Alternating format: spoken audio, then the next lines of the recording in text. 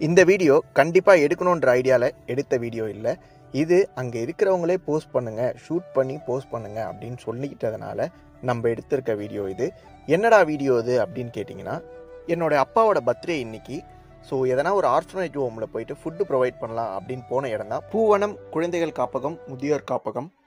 இங்கே வந்து குழந்தைங்கள்லேருந்து பெரியவங்க வரைக்கும் ஒரு 45 பேர்கிட்ட இருக்காங்க. திருமிழிசையிலேருந்து திருவள்ளூர் போகிற ரூட்டில் வந்து இந்த காப்பகம் அமைஞ்சிருக்கு.